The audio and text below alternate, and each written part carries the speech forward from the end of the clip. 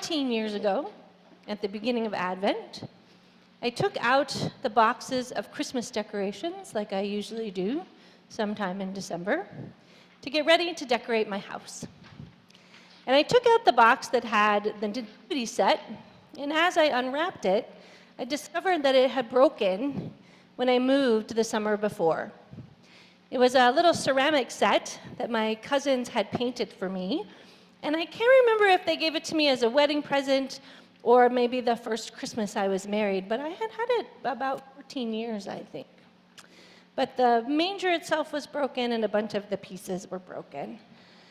And I was sad and disappointed, but I decided that I would just go get another one, because how hard can it be to find a nativity set? But it turned out that it was sort of hard. I went to a number of sort of well-known stores, your Targets, your Walmarts, your Kmarts, and some of them didn't even have nativity sets, and the few that I found were a little scrawny and weird. And it then occurred to me that I should stop by the Christian bookstore, so I drove across town and was delighted to find that they had a bonanza of nativity sets in all sorts of price ranges, in all sorts of colors, in all sorts of styles. And like Goldilocks, I found the perfect one. But the perfect one was $100. And I was a newly single mom working as an associate priest in Maryland, and I could not afford to spend $100 on a nativity set. And of course, as you all know, when you find the perfect thing, nothing else will seem quite right. And so I left without a nativity set. And on my way home, I thought to myself, well, the perfect nativity set will show up when I'm supposed to have it, and I'll be able to afford it, and then I'll have a new one.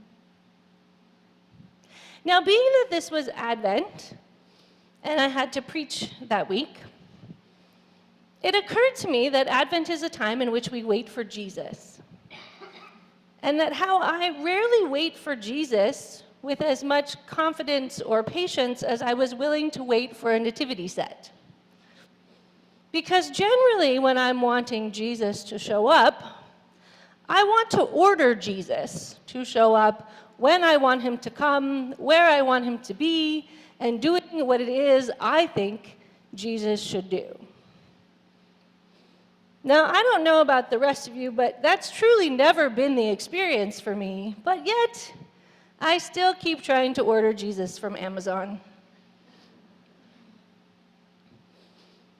A recent example I will give you. When Claire started to work here in 2017, it was early in the year, in about February, she met with me and she said, I'd really like you to come be on my staff. Just part-time, but I'd really like you to come work here. And I said, oh, Claire, that's so nice of you. But my home parish in Mountain View at St. Timothy's is in a rector search. And I'm really hoping that when the new rector comes, that I'll be able to build a collegial relationship and have some sort of leadership position there. And Claire was very nice. And she said, well, that's amazing. And I really hope that that turns out to be the case. And I'm really excited for you.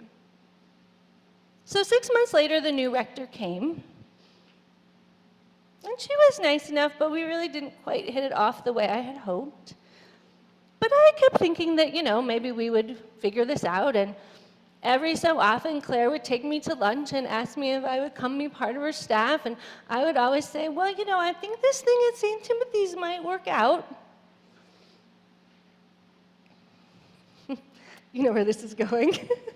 And I don't know, 2.5 years of this later, one day I realized that I was trying to make Jesus show up in the place I wanted Jesus to be. I was waiting for Jesus to show up at St. Timothy's in Mountain View and make a path for me to be part of the leadership there. And I had missed Jesus in Claire's invitation to me to come be part of this community. And so I walked into Claire's office, maybe a little bit with my tail between my legs, and I said, I think God is calling me to be here. And I said yes. And I'm so glad I did. Ugh, I wasn't going to cry. Why does that always happen to me? I'm so glad I did, because you all have been such a huge blessing to me, and I'm so grateful for your love and your graciousness and your patience and your faithfulness. Thank you for letting me be part of you. So back to the sermon I preached in Maryland. Told them about this nativity I hadn't found.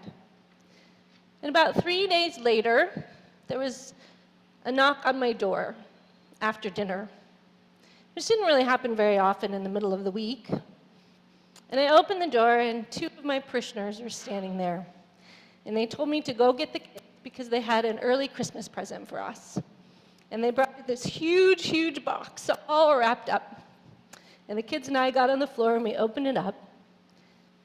And not only was it a nativity set, but it was the one that I had fallen in love with.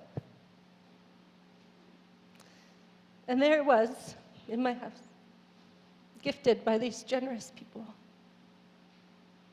And coincidentally, a number of years later, my brother and his husband started to buy nativity sets for me. The first one they bought was this beautiful little hand-painted set from Mexico. They bought me this really amazing and unusual modern one. They bought me just recently a little Russian doll set, nativity set, which is really fun. One of the most unique ones they gave me was a Coke bottle set. So you can order bottles of Coke with custom names on them.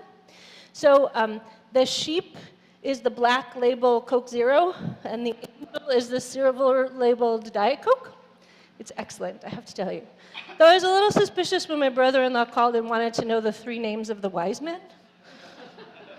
And then I gave him a whole theology lesson about how the wise men aren't named in the Bible, and he was like, just tell me their names.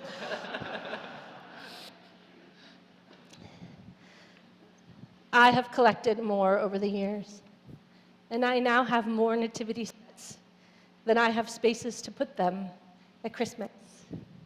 I have to choose which ones are in the rotation each year, though the one from Maryland is always out. And every time I take them out and I set them up, I'm reminded that Jesus never shows up when I want him to, where I want him to, doing what I want him to do. But that Jesus always shows up when I need him most, with exactly what I need, and with more abundance than I can ever imagine. Amen.